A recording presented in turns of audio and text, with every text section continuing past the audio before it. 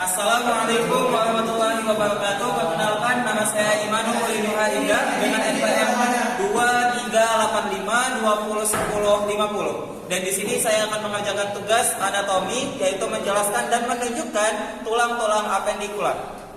Baiklah, saya mulai dari bagian atas. Tulang apendikular yang pertama ialah os scapula. Itu adalah tulang selangkah. Kemudian di belakangnya ada tulang belikat yang disebut dengan os scapula. Turun ke bawah ada yang namanya tulang os humerus.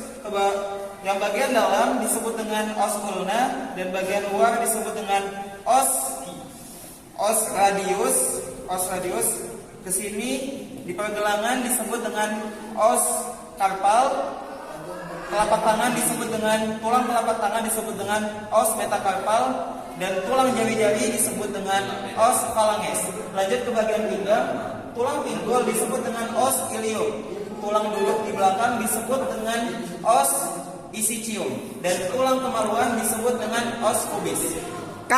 Baiklah, lanjut menjelaskan ke tulang bagian bawah. Tulang bagian bawah yang pertama ialah tulang femur. Itu tulang os femur atau tulang paha bagian atas. Selanjutnya adalah tulang tempurung lutut yang disebut dengan os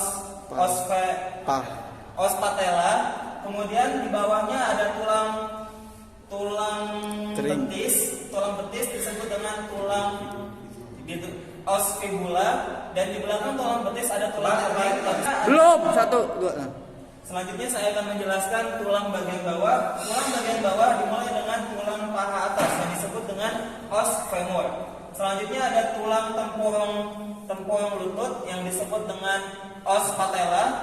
Selanjutnya tulang betis disebut dengan os tibia. Dan tulang kering tulang betis disebut dengan os fibula. Dan tulang kering disebut dengan os